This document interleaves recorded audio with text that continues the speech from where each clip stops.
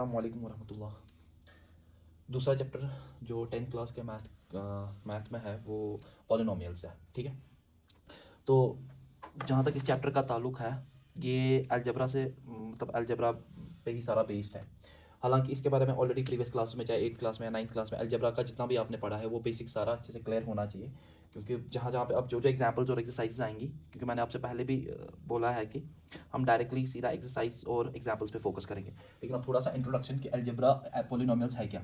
Poly सबको पता है, मैनी का मतलब है, और नोमियल्स मतलब टर्म्स, यानी काफ़ी सारी टर्म्स जब आपके अलजबरा में होंगी उसी को हम पॉलिनोमियल्स कहेंगे। जैसे मोनोमियल है दो एक टर्म, बाइनोमियल है दो टर्म, ट्राइनोमियल है तीन टर्म। फिर इसके साथ साथ खाली उसको नहीं पॉलिनोमियल कहते हैं टर्म्स, लेकिन इसके साथ साथ आपके जो उसमें वेरिएबल्स होते हैं, अगर एक ही वेरिएबल है तो वो ऐसा अलजबरा बनेगा, ऐसा पॉलिनोमियल है जो एक वेरिएबल पे बेस्ड होगा, ठीक है। Polynomial in one variable. इसी तरह अगर दो है तो फिर उनके हम नाम देते हैं अलग अलग, जैसे linear equation in one variable 8th class में, वो भी पॉलिनोमियल ही है, लेकिन वेरिएबल एक ही है और विद द डिग्री 1 है, इसीलिए लीनियर का नाम दिया है। क्वाड्रेटिक आप नाम सुना होगा, ठीक है, जहाँ पे आपके वेरिएबल की डिग्री 2 होती है, ठीक। तो मैं कोई पॉलिनोमियल लिख लेता हूँ, 2x² + 3x + 1, ठीक। अब अगर इज इक्वल टू 0 लगाऊंगा तो ये इक्वेशन बन जाएगी, और अगर मैं इज इक्वल टू नहीं रख रहा हूं साथ में, खाली 2x² + 3x + 1, तो ये एक्सप्रेशन है, ठीक। पॉलिनोमियल लेकिन दोनों है। अब कौन सा पॉलिनोमियल नहीं है, 9th में ये सारी चीजें डिस्कस्ड है, लेकिन थोड़ा सा मैं यहाँ पे उसके बारे में बात करता हूँ कि आप पॉलिनोमियल में इंपॉर्टेंट जो है वो चीज देखो कि एक तो जो वेरिएबल है उसकी डिग्री ना तो नेगेटिव होनी चाहिए और ना ही फ्रैक्शनल होनी चाहिए। अगर आपके पॉलिनोमियल की डिग्री फ्रैक्शनल या नेगेटिव है तो आपका पॉलिनोमियल नहीं है, मींस। हालांकि 9th में आप ऑलरेडी डिस्कस कर चुके हो, अगर आप अपनी मैथ बुक को कंसल्ट करोगे और मैथ बुक पे आप देखोगे तो स्टार्टिंग में ही कुछ एक्सप्रेशन लिखे गए हैं, 7u6 3 2u4 + u4u² + u-8, ये पॉलिनोमियल है। इसी तरह 5x³ - 4x² + x - √2, ये भी आपका पॉलिनोमियल है। इंट्रोडक्शन में मैं पढ़ रहा हूँ तो, लेकिन उसके बाद के जो एक्सप्रेशन है, जैसे 1/x - 1, ये पॉलिनोमियल नहीं है, क्योंकि पॉलिनोमियल नीचे है, जब ये ऊपर चढ़ेगा या इसकी जो डिग्री होगी वो नेगेटिव हो जाएगी। इसी तरीके से √x + 2, यहाँ पे x की जो डिग्री है, क्योंकि रूट को हम यहाँ से लेकर जाते हैं, ऐसे भी दिखा सकते हैं इसको, तो फ्रैक्शनल हो गई। तो ऐसे जो एक्सप्रेशंस है या ऐसे जो टर्म्स है जहां पे ऐसे वेरिएबल्स होंगे इन कंडीशंस में, चाहे वेरिएबल की डिग्री नेगेटिव हो या फ्रैक्शनल हो, वो पॉलिनोमियल्स नहीं है, ठीक है। तो चलते हैं आगे। फिर उसके बाद पॉलिनोमियल्स के कई सारे टाइप्स हैं बेस्ड ऑन टर्म्स। हम लोग मोनोमियल, बाइनोमियल, ट्राइनोमियल ऐसे पढ़ते हैं, लेकिन यहाँ पे हम बेस्ड ऑन डिग्री पढ़ेंगे, क्योंकि ये सारा का सारा चैप्टर उसी पे है। हमारे पास कई तरह के पॉलिनोमियल्स है, जैसे लीनियर पॉलिनोमियल। ये वैसा पॉलिनोमियल है जिसमें जो हाईएस्ट डिग्री वेरिएबल की है वो 1 है। Degree of variable, sorry, degree of variable is 1, highest degree यही होती है। और मैं कुछ एग्जांपल्स लिख लेता हूं, 2x + 3, ये एक्सप्रेशन है, इक्वेशन अभी मैंने बनाया इसको। तो ये आपका पॉलिनोमियल है, क्योंकि दो टर्म्स है इसमें और आपके पास एक वेरिएबल भी है, ठीक है, जिसकी डिग्री 1 है, ठीक। इसी तरह हमसे जरूरी नहीं मैं x पे लिखूंगा, लेकिन हम जनरली x पे ही लिखते हैं, क्योंकि बहुत कॉमन वेरिएबल यूज होता है मैथ में। 7a + 2, ये भी फॉर वेरिएबल a। तो ये दोनों या इसी तरह जितने भी और एग्जांपल्स हम लिखेंगे वो सारे लीनियर वेरिएबल्स होंगे, पॉलिनोमियल्स होंगे, कि जिनमें हाईएस्ट डिग्री क्या होगी, 1। नेक्स्ट जो आपका आता है वो क्वाड्रेटिक आता है, जिसमें जो हाईएस्ट डिग्री है वो 2 होती है, क्वाड्रेटिक पॉलिनोमियल, यानी degree of variable 2। And then cubic, जहां पे आपकी डिग्री जो पॉलिनोमियल की होती है वो 3 होती है। लेकिन खाली इसमें इतना समझने का नहीं है, मतलब समझने की बातें नहीं है, इसमें बहुत सारी इंपॉर्टेंट बातें जो समझनी है वो ये कि जो जनरल रिप्रेजेंटेशन होती है लीनियर पॉलिनोमियल की, वो हम इस तरह दिखाते हैं, ax + b = 0। क्वाड्रेटिक की हम इस तरह दिखाते हैं, ax² + bx + c = 0। और क्यूबिक पॉलिनोमियल की जो हम दिखाते हैं, ax³ + bx² + cx + d = 0। मैंने एक साथ इसीलिए दिखाया क्योंकि अक्सर बच्चों को ये जनरल जो फॉर्मूलाज है या जनरल रिप्रेजेंटेशन है इन पॉलिनोमियल्स की वो याद नहीं रहती है, लेकिन अब जब मैंने एक साथ दिखाई तो इसको समझना आसान है। करना कुछ नहीं होता है, सबसे पहले जो आपका वेरिएबल होता है, हम हमेशा रिप्रेजेंटेशन में एक्स का वेरिएबल यूज करते हैं, जो मैंने पहले भी बोला कि बहुत कॉमन वेरिएबल है, यहाँ पे भी देखो, यहाँ पे भी देखो, एक्स पे। लेकिन जरूरी नहीं है, कन्वेंशन है, आप एक्स पे दिखाओ, आप किसी और वेरिएबल पे भी दिखा सकते हो, लेकिन हम लोग अब एक्स लेते हैं। और ये एक और बात, एक तो ये जो मोस्ट कॉमन वेरिएबल है, और दूसरी बात, ए और बी को मैक्सिमम टाइम्स पे हम लोग कॉन्स्टेंट्स के तौर पे यूज करते हैं। इन टर्म्स को, जो पहले पहले ABCD में अल्फाबेट्स है, ABCD, ये जनरली एज कॉन्स्टेंट्स यूज होते हैं। तो यहाँ पे ये जो A है ये x का कोएफिशिएंट है क्योंकि इसके साथ जुड़ा है, और ऐसा थोड़ी है कि मतलब वेरिएबल तो होगा और एक कांस्टेंट टर्म भी हो सकती है क्योंकि वो इसके साथ ऐड नहीं होगी। जैसे मैं एग्जांपल भी यहाँ, ये ऐसे ही रहेगा, ठीक। अब अगर कोई लीनियर पॉलिनोमियल में 2x + 3x लिखेगा तो इससे कोई फर्क नहीं पड़ेगा, ये फिर भी कंबाइन होके, क्योंकि ये ऑपरेटेबल है अरिथमेटिक में, ये क्या बोलते हैं अलजेब्रिक सम के हिसाब से, 3 + 2 5 ये आपका रहेगा, लेकिन कांस्टेंट कांस्टेंट ही रहेगा, उसमें कोई चेंज नहीं आएगी और वो वहां पे साथ रहेगा। वैसे ही मींस कि लीनियर पॉलिनोमियल में एक तो वेरिएबल डिग्री 1 वाला लाना है, वो आ गया, और उसका कोएफिशिएंट भी देखना है कि वो आ रहा है, और एक साथ में कांस्टेंट टर्म। नेक्स्ट पे चले जाते हैं, अब क्वाड्रेटिक पॉलिनोमियल है तो जनरल रिप्रेजेंटेशन में एक डिग्री 2 वेरिएबल वाला वेरिएबल, डिग्री 1 वाला वेरिएबल भी, क्योंकि इसको नाम क्वाड्रेटिक तब भी पड़ेगा क्योंकि हम लोग हाईएस्ट डिग्री को देखते हैं, हालांकि इसमें 1 डिग्री वाला वेरिएबल भी है लेकिन उससे कोई फर्क नहीं पड़ेगा। तो वो वाला भी, दूसरा 1 डिग्री वाला वेरिएबल भी विद उसका अपना कोएफिशिएंट, जैसे इसका अपना कोएफिशिएंट, उसका अपना कोएफिशिएंट, और कांस्टेंट टर्म जैसे आती है वो अपनी साथ रहती रहेगी, ये बन जाती है क्वाड्रेटिक। फिर चलते हैं क्यूबिक पे, डिग्री 3 वाला वेरिएबल भी लिखना है पहले क्योंकि वो हाईएस्ट है, क्योंकि क्यूबिक पॉलिनोमियल है। फिर सीक्वेंस में डिसेंडिंग ऑर्डर में 2 वाला भी, 1 वाला भी, और कांस्टेंट भी। हालांकि जो कांस्टेंट होता है इसकी डिग्री भी होती है, ऐसा नहीं है, लेकिन अब ये काफी डीप जाएगा, इसकी डिग्री 0 होती है। इसके साथ जो वेरिएबल होता है, इसके साथ भी वरना वेरिएबल होता है कांस्टेंट के साथ, लेकिन उसकी जो डिग्री होती है 0, और एनीथिंग रेज पावर 0 1 होता है, इसीलिए सीधा कांस्टेंट बनता है। खैर वो अब यहाँ पे डिस्कस करने की बात नहीं है। तो इस तरह हमारे पास ये जो जनरल रिप्रेजेंटेशंस है, मैंने सोचा पहले इस पे बात करूं। अब चलते हैं आगे, इसमें जो हमारा मेन टॉपिक है वो है क्वाड्रेटिक पॉलिनोमियल, लेकिन उधर जाने से पहले हम थोड़ा लीनियर पॉलिनोमियल के बारे में इस तरह पढ़ेंगे कि जो इसके जीरोस है, मतलब पॉलिनोमियल्स के, जैसे क्वाड्रेटिक के आपने पिछले क्लास में 2 जीरोस पढ़े होंगे, क्यूबिक का आपको बताओगे कि 3 जीरोस होते हैं, या 3 सॉल्यूशंस होते हैं, या 3 रूट्स को हो, सॉल्यूशंस को हो, जीरोस को हो, वो one and the same thing है। वैसे ही लीनियर की जो डिग्री उतने आंसर्स या सॉल्यूशंस, जो आप इंग्लिश में बोल सकते हो, या रूट्स। तो क्यों क्वाड्रेटिक की 2 डिग्री है तो 2 सॉल्यूशंस होंगे इसके, जो मैं आपको अभी दिखाऊंगा। अब हम कोई लीनियर पॉलिनोमियल लेते हैं समझने के लिए, 2x + 3, ठीक। अब इसको इक्वेट करते हैं, इक्वेशन में चेंज कर, 2x + 3 = 0, ये आपकी लीनियर इक्वेशन बन गई, जो आपने अभी तक के ऊपर पॉलिनोमियल था, यहाँ पे अलजेब्रा था, लीनियर इक्वेशन, और वेरिएबल भी एक ही है, तो लीनियर इक्वेशन इन 1 वेरिएबल का नाम पड़ सकता है। यही एक चैप्टर था 8th क्लास में जो आपने तब पढ़ा होगा। इसको सॉल्व करेंगे तो ट्रांसपोजिशन वगैरह जो भी मेथड्स आप लोगों ने किए हुए हैं, ट्रांसपोज हो जाएगा, तो -3 ये इसका 2, तो ये इसका सोल्यूशन है, और इसका सोल्यूशन एक ही निकलेगा, and one and only one solution होगा हमारे लीनियर इक्वेशन इन 1 वेरिएबल का, ठीक है। तो मींस इसको हम कहेंगे ये 0 भी है इसका, ये इसका रूट भी है, या इसका ये सोल्यूशन है, जो आपको मन करे आप बोल सकते हो। तो लीनियर पॉलिनोमियल का एक ही 0 होता है। अब जब क्वाड्रेटिक पे चले जाएंगे, ठीक है, क्वाड्रेटिक की कोई एग्जांपल लेंगे हम समझने के लिए। तो ये एग्जांपल आपके बुक पे जो है 3x² - 3x - 4 तो इसको = 0। तो क्या है कि इसमें जो डिग्री है, अब ये 2 है तो इसके ऑब्वियसली 2 जीरोस होंगे, और उनका नाम हम अल्फा एंड बीटा के नाम से देते हैं, ठीक है, एक 0 का अल्फा। तो ये भी अपने आप में एक नोशन है दिखाने के लिए, वरना जरूरी नहीं आप अल्फा और बीटा का इस्तेमाल करो, ठीक है। अब कैसे करते हैं, जैसे कि आप लोगों ने पिछले क्लास में separating the middle term, in fact 8th class में ही अलजेब्रा में पढ़ाया जाता है, एक 2 एक्सरसाइजेस है उसमें, कि हम लोग करते क्या है, ax² + bx + c स्प्लिट कैसे किया जाता है, यानी मिडिल टर्म को स्प्लिट करना होता है, 2 पार्ट्स में डिवाइड करना होता है। अगर ये 7x है तो 3x + 4x, इस तरह इसको कहते हैं स्प्लिट, मिडिल टर्म का स्प्लिट करना। लेकिन उसके लिए जो रूल फॉलो करना है, पहले c और a को मल्टीप्लाई करना है, 4 1 और 4, फिर उसके फैक्टर्स निकालने हैं। फाइनली जब हम वहां पहुंचेंगे तो मैं आपको वहां पे दिखाऊंगा, और उन फैक्टर्स का इस्तेमाल करके हम लोग को देखना है कि कैसे 3x आएगा, ठीक है। तो 4 × 1 4 होता है, तो 2 2 और 4 वो तो नहीं आएगा, तो 4 1 और 4 ही आएगा, तो -4x + 1x - 4 = 0। इनको प्लस माइनस करेंगे, वापस यही आएगा, फिर कॉमन निकालेंगे, जैसा कि आपने पिछले क्लासेस में किया होगा या 9th में किया होगा, तो x - 4 यहाँ पे कॉमन निकलेगा, = 0, और फाइनली x - 4 × x + 1 gives 0, और देयरफॉर फाइनली x या तो 4 निकलेगा और x निकलेगा -1। ये है 2 रूट्स जो आपके इस इक्वेशन को सेटिस्फाई करेगी, यानी इसका मतलब ये हुआ कि अगर हम x की जगह -4 देंगे तो ये सारा 0 के बराबर आएगा, अगर हम -1 देंगे तो उस केस में भी ये 0 के बराबर आएगा। जैसे यहाँ पे -3/2 अगर हम x की जगह पुट करेंगे तो ये सारा का सारा वैल्यू 0 होगा, इसीलिए तो इसको हम 0 ऑफ द पॉलिनोमियल भी कहते हैं, लेकिन रूट इसलिए कहते हैं क्योंकि अब इक्वेशन बन गई होती है, और इक्वेशन का रूट भी कहा जाता है। और इसी तरह यहाँ पे x अगर 4 देंगे तो x² की जगह 4 दो, -3, x की जगह 4 दो, -4, अब इसको सॉल्व करो, 16 3 4 12 -4, 16 -12 -4 -16 16 -6 0, या अगर आप -1 दोगे इसकी जगह, x की जगह, तो ये आपका +1 बनेगा, 3 1 आपका +3 बनेगा, -4 3 + 1 4 होता है, 4 -4 ये आपका 0 बन जाता है।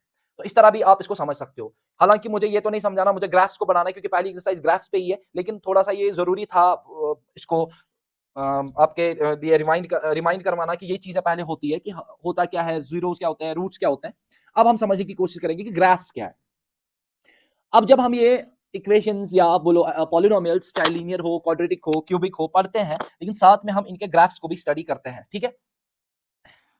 जैसे हम अब वैसे ही वापस अपना ये लेते हैं x+2, ठीक, इज इक्वल टू 0। ये आपका लीनियर पॉलिनोमियल है, तो इसका सोल्यूशन तो बहुत ईजी है, -2 है, या आप निकाल सकते हो, तो ये इसका सोल्यूशन है, ठीक। लेकिन अब ग्राफ इसका प्लॉट करने के लिए, ग्राफ बनाने के लिए हमें पता है, जब हम ग्राफ बनाते हैं इसको कहते हैं कार्टेशियन प्लेन। जो मैंने ये आप यहाँ पे साइड में दिखाया, ये है कार्टेशियन प्लेन, जिसमें हमारे पास दो एक्सिस होती है, एक होती है x डैश और दूसरी एक्सिस होती है आपकी y और y डैश। यानी इस एक्सिस को आप एब्सिसा भी कहते हो और इस एक्सिस को आप ऑर्डिनेट भी कहते हो, ठीक। फाइनली किसी भी, क्योंकि देखो ग्राफ बनाने का मतलब है कि आप सबसे पहले यहाँ पे पॉइंट्स को लोकेट करोगे, यानी पॉइंट्स यहाँ पे डालोगे, क्योंकि जब आप ग्राफ देखोगे तो इसमें अपने वैल्यूज, अब मैं एक्जैक्टली ग्राफ पेपर यूज नहीं कर रहा हूँ, लेकिन आप समझाने के लिए मैं इस तरह इसको यूज कर सकता हूं अभी।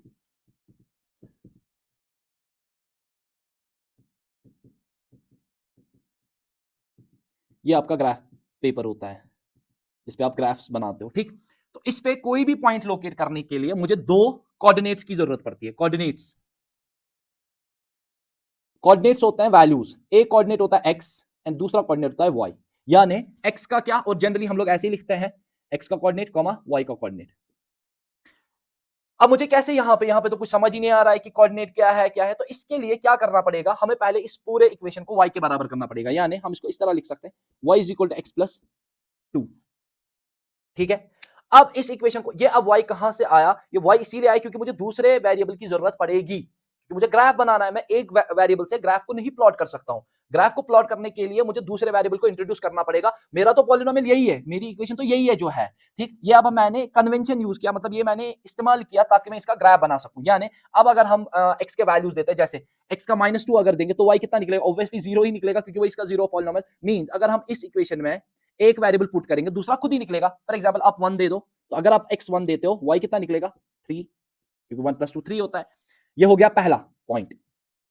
ये है वो जो मैं आपको समझा रहा था कि ये आपका x और y है। मींस आपको अब y के साथ कुछ नहीं है, जस्ट ग्राफ प्लॉट करना है। ग्राफ प्लॉट करने का मतलब क्या होता है मैं आपको अभी समझाता हूं। अब एक और पॉइंट चाहिए, क्योंकि मिनिमम 2 पॉइंट्स चाहिए होते हैं ताकि हम उस लाइन सेगमेंट को ज्वाइन कर सके। एक पॉइंट पे तुम किधर की तरफ जाओगे, तो मिनिमम दूसरा पॉइंट भी हमें चाहिए ताकि हम इसका ग्राफ, या जो एक्चुअली क्या है स्ट्रेट लाइन, जो मैंने आपको नहीं बोली, तो आप ये दिमाग में अब डाल दो कि जो लीनियर पॉलिनोमियल्स होते हैं उसका graph is always a straight line. Graph of a linear equation या polynomial is always a straight line.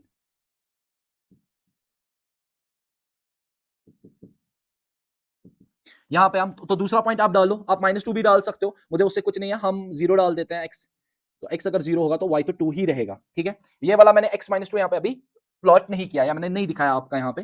तो हम x1, 3, तो x का 1, y का 3, यहाँ पे पॉइंट आएगा। रफली मैं बना रहा हूं, तो आप एग्जैक्टली इसको ना समझिएगा कि बराबर बन भी रहा है कि नहीं। 0,2 यानी x का 0, y का 2, ये यहाँ पे आएगा। मीन्स ये है इसका ग्राफ। लेकिन इसको हम एक्सटेंड भी कर सकते हैं अपनी मर्जी से। ये आपका ग्राफ था। अब इस ग्राफ पे जितने भी पॉइंट्स आएंगे, हालांकि जो मेरे दो पॉइंट्स थे, एक है वो 1,3 जो यहां पे है, और दूसरा यहां पे है 0,2। इस पे ये पॉइंट भी आ रहा है। इस पॉइंट के वैल्यूज क्या होंगे, इसका x है -2 और इसका y है 0। होपफुली आपको ये समझ आ रहा हो। तो देखो वो ऑटोमेटिकली इसके ग्राफ पे वो सोल्यूशन आ गया जो इसका सोल्यूशन असल में है। कैसे, क्योंकि जो y है वो 0 होना चाहिए, क्योंकि हम पहले वही तो समझ रहे थे कि ये पूरा 0 के बराबर, जिसको हम 0 ऑफ द पॉलिनोमियल के नाम से जानते हैं उस वैल्यू को। लेकिन इधर पे फिर वो फाइनली रूट बन जाता है, तो -2 इसका सोल्यूशन है। वो कहां पे आएगा, जहां पे y आपका 0 होगा, तो y आपका यहाँ पे 0, ये ऑटोमेटिकली उधर ही से पास करेगा। शॉर्ट में मुझे बोलना ये है कि लीनियर पॉलिनोमियल या लीनियर इक्वेशंस का जो ग्राफ होता है वो हमेशा स्ट्रेट लाइन होती है। आप कोई भी इक्वेशन और लो लीनियर पॉलिनोमियल की और उसका ग्राफ ड्रॉ करो, तो उसका हमेशा ग्राफ जो बनेगा वो स्ट्रेट लाइन बनेगा। यहाँ पे जो आपकी बुक पे ग्राफ है वो है y is equal to 2x + 3 का। आप ये खुद ही अपनी एनसीईआरटी बुक से क्या कर स्टडी कर सकते हो कि इसमें जो पहला वैल्यू उसने x का लिया है -2 अगर लेंगे तो y ऑटोमेटिकली निकलेगा -1, ठीक। और अगर x दूसरा इसने लिया है 2 तो y आपका निकलेगा 7। इन दोनों का फिर ग्राफ बनाना है, यानी पॉइंट लोकेट करना है। -2, -1 कहां पे आएगा वो आपको चेक करना है। -2, -1 यहां पे आएगा एग्जैक्टली जब आप ग्राफ पे इसको करोगे, और 2, 7, 2 यहां और 7 यहां पे कहीं y का, तो फिर उन दोनों को ज्वाइन करोगे और आप देख सकते हो जो उसका ग्राफ है वो आप मैं आपको वो इसी से स्टडी कराऊंगा, तो इस तरह। तो चलते हैं आगे, होपफुली अब आपको ये समझ आया होगा। नेक्स्ट जो है हमारा वो है क्वाड्रेटिक पॉलिनोमियल या क्वाड्रेटिक इक्वेशन। अब क्वाड्रेटिक इक्वेशन का ग्राफ स्टडी करेंगे। अब जो ऑलरेडी इससे पहले मैंने क्वाड्रेटिक इक्वेशन ली थी, हम उसी को स्टडी करेंगे, उसी के ग्राफ को स्टडी करेंगे। x² - 3x - 4 ये, और इसके सॉल्यूशंस हमने इससे पहले निकाले। इसका जो दो सॉल्यूशंस है वो है x इज इक्वल टू -4, शायद एक सेकेंड, 4 है एंड x इज -1। ये दो वो सॉल्यूशंस है जहां पे ये सारा का सारा पॉलिनोमियल जीरो हो जाता है, या जीरो ऑफ द पॉलिनोमियल है, या अगर जीरो के बराबर रखेंगे तो इसके ये रूट्स या सॉल्यूशंस है, ठीक। अब अगर ग्राफ बनाना है तो मैंने पहले ही आपको बोला हमें दूसरे वेरिएबल की जरूरत पड़ती है, क्योंकि वो तो है ही वहां पे ग्राफ में, उसको लोकेट करने के लिए। अब आप x कुछ भी दो तो y ऑटोमेटिकली कुछ निकलेगा, ठीक है। मुझे उतना नहीं है, हम 1 लेंगे ताकि इजी रहे हमारे लिए। तो हम अगर x का 1 वैल्यू लेंगे तो इसको सॉल्व करेंगे, ये 1 का 1 स्क्वायर बनेगा, ये 3 1 और -3 बनेगा, और ये -4 ऑलरेडी यहाँ से है, तो 1 -3 -4, तो ये -7 बनेगा, 1 सॉल्व करके -6 बनेगा, यानी 1, -6 जो है वो पहला पॉइंट बनेगा, क्योंकि मिनिमम मुझे 2 पॉइंट्स की जरूरत है। और अगर मैं अब 2 देता हूं तो 2 पे भी आपका -6 ही आ रहा है, ठीक है। तो ये भी आप देख सकते हो, 2 का स्क्वायर 4 होता है, 3 2 और 6, या -6 -4 -10 बनेगा, ये 4 है, और -10 और 4 वो आपका -6 देगा। अब अगर इसका ग्राफ आपको बनाना है तो इसका ग्राफ, अब मुझे पॉइंट्स लोकेट करने की जरूरत नहीं है, या मैं, हाँ इसमें तो पॉइंट्स वही आपको समझना है, 1 2, हालांकि मुझे 2 ही पॉइंट्स तो चाहिए स्ट्रेट लाइन के लिए, लेकिन जब इसके आप बाकी सारे पॉइंट्स ड्रॉ करोगे आप देखोगे कि इसका जो ग्राफ है वो कभी भी स्ट्रेट लाइन नहीं बनती है, वो हमेशा कर्व्ड होता है। ये हो गए 2 पॉइंट्स, 1, -6, 1, -6 वो यहां पे है, 2, -6 तो वो यहां पे है। लेकिन इस तरह से लग रहा है तो ग्राफ ऐसे बनेगा, लेकिन जब हम एक और पॉइंट प्लॉट करेंगे तो आप वहां से देखोगे कि रिजल्ट बिल्कुल डिफरेंट आ जाएगा। हम लोग x का वैल्यू 0 कर लेते हैं और देखते हैं कि y कहां जाएगा। अगर x 0 कर देंगे, ये भी 0, ये टर्म भी 0, और आपका y जो है वो -4 आ जाएगा। जो इसका तीसरा पॉइंट है 0, -4, 0, -4 यहां पे आता है, ठीक है। तो इस तरह से हमें समझ आया कि ये स्ट्रेट लाइन कभी नहीं बनेगी, यानी linear equation in one variable में जितने भी आपको पॉइंट्स प्लॉट करने हैं आप करो, आप कभी भी नहीं देखोगे कि पॉइंट्स स्ट्रेट लाइन से बाहर कहीं और आ रहे हैं, हमेशा पॉइंट उसी स्ट्रेट लाइन पे आते रहेंगे। लेकिन इसमें क्या हुआ कि जब हम पहले 2 पॉइंट्स प्लॉट कर रहे हैं, उसके बाद जो तीसरा पॉइंट है वो स्ट्रेट लाइन से हट गया, मींस कि इसका ग्राफ कर्व्ड है इस तरह। और अगर आप अपने बुक पे, एनसीईआरटी बुक पे देखोगे तो इसका ग्राफ कुछ इस तरह से जा रहा है। तो इसका ग्राफ जो है, इस ग्राफ को हम बोलते हैं पैराबोला, मींस स्ट्रेट लाइन अब नहीं है, ठीक है, यानी कर्व्ड ग्राफ है, और इस पे कई सारे वैल्यूज है।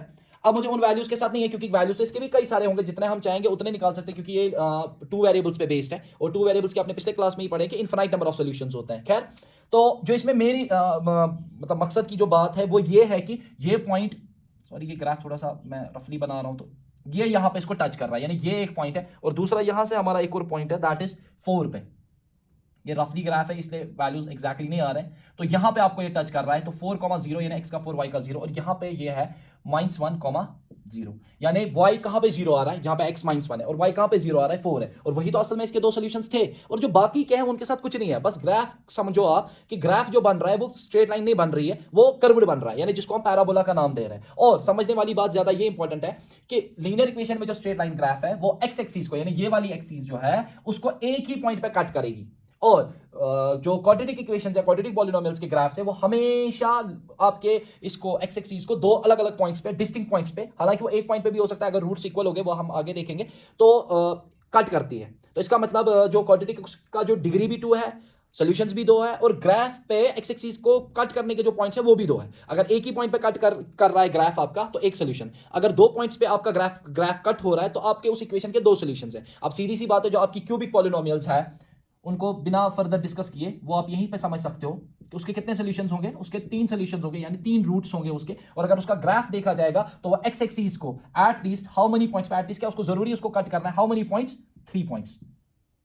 तो आप अपनी मैथ बुक पे, जो कि हम उस पे देखेंगे, होपफुली आपको ये सारा समझ आया होगा, ठीक है।